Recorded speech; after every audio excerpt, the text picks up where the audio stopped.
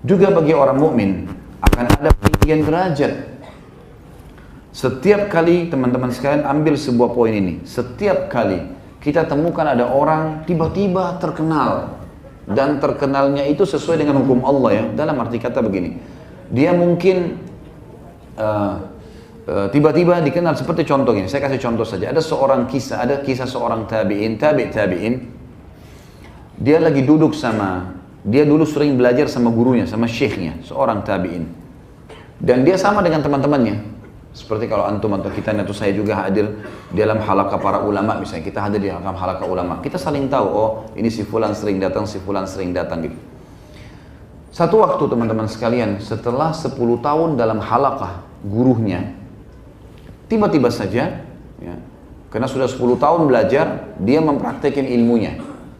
Dia buka halaqah di masjid yang juga sama di tempat gurunya, tapi di waktu yang berbeda, misal beda hari, ya. Ternyata pengajian dia lebih ramai orang datang, membeludak sekali, banyak orang datang dibandingkan dengan gurunya. Sampai teman-temannya sendiri hadir di majelisnya, karena luasnya ilmu yang dia sampaikan, gitu kan. Dan penampilannya berubah. Tadinya dia miskin, dalam 10 tahun jadi kaya raya, luar biasa. Sampai dia itu membiayai semua murid-murid yang belajar dengan dia, dibiayai orang pergi jihad, dibiayai segala macam hal. Ringkas cerita, salah satu temannya di majelis mengatakan, wahai syekh, dipanggil syekh sekarang, teman dekatnya, apa sebenarnya rahasianya? Apa yang kamu lakukan? Apa rahasianya sampai Allah memberikan kamu kelebihan ini? Sungguh kami tidak mungkin bisa menjangkau kelebihanmu ini. Tidak bisa, kita ini walaupun sudah sama-sama belajar 10 tahun, tapi kami nggak bisa. Kamu secara penampilan lebih kelihatan kaya, kelihatan lebih segar, kelihatan lebih tampan dari sebelumnya. Kemudian keturunannya banyak, gitu kan. Dia menikah dengan menjalankan sunnah Nabi SAW berpoligami. Kemudian juga dia, teman-teman sekalian, memiliki banyak kelebihan. Di antaranya majlisnya dia mengalahkan jumlah gurunya sendiri. Temannya tanya, apa rahasianya? Apa dia cerita teman-teman sekalian? Perhatikan. Dia mengatakan, ini kisah nyata. Dia bilang, sekitar 10 tahun yang lalu, waktu kita masih belajar, satu waktu, pernah waktu kalian sudah bubar semua, maka saya duduk di majelis syekh kita. Lalu sementara saya lagi punya banyak pertanyaan yang saya ingin tanyakan, karena awal-awal belajar, tiba-tiba ada seorang laki-laki yang kelihatannya tampan, putih, badannya kekar. Kelihatannya orang ini ada juga bekas kekayaan, tanda kekayaan dari pakaiannya, dari penampilannya. Dia mendekati syekh kita, lalu dia berkata, syekh, saya mau minta, waktu itu orang bilang imam, wahai imam, saya mau minta dari anda jodoh buat anak perempuan saya. Jodoh buat anak perempuan saya.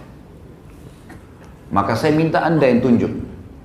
Kata syekhnya, balik ke arah saya, kamu mau menikah? Dia bilang, iya syekh. Karena memang dia belum menikah. Dan kata orang ini, saya melihat penampilannya orang ini, saya sudah bayangkan anaknya paling tidak seperti dia. Gitu. Karena orangnya tinggi, putih, gagah, berarti mungkin tidak akan jauh dari itu.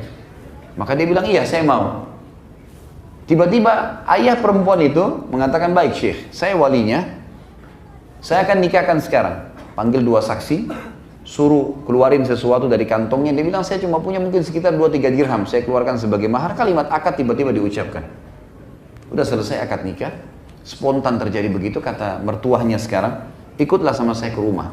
Kata orang ini, saya ikut ke rumahnya. Rumahnya sangat besar, luas, kaya raya, kelihatan mewah. Saya begitu bahagia membayangkan itu. Berarti saya akan tinggal di rumah semewah ini. Tadinya saya tinggal di sebuah rumah gubuk kecil, orang miskin gitu ya.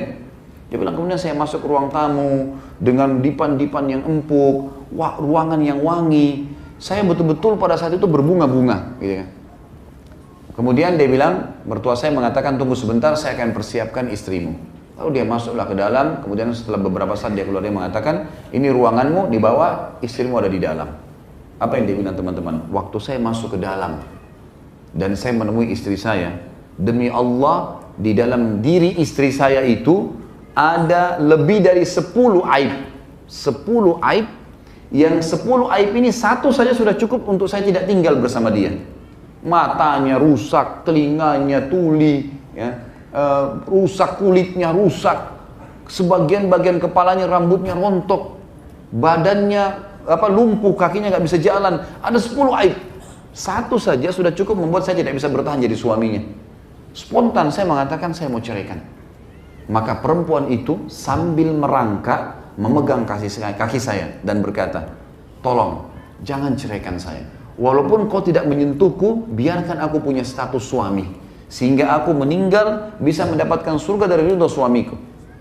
Mendengarkan kalimat tersebut, aku teringat sabda Nabi SAW.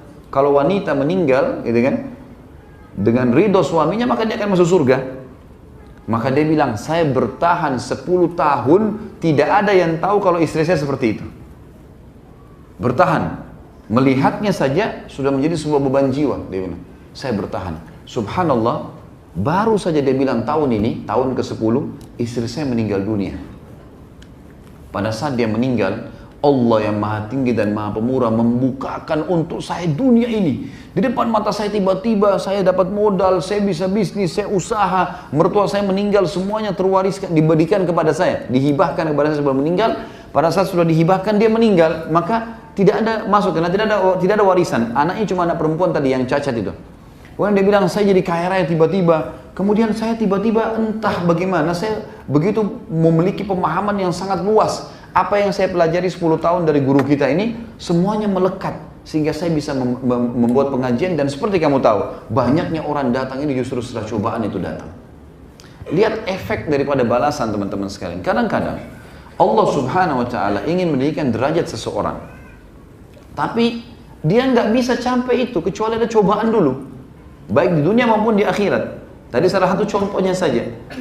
Kalau di akhirat teman-teman, ada derajat mungkin di surga, harus kita 100 tahun sholat malam, 100 tahun puasa, 100 tahun baca Quran. Tapi umur kita cuma 60. Tapi Allah mau kita sampai ke derajat itu, bagaimana caranya? Kita diuji dengan penyakit 10 tahun. Kita diuji dengan susahnya hidup. Minta-minta sama orang mungkin, mengemis. Gitu kan.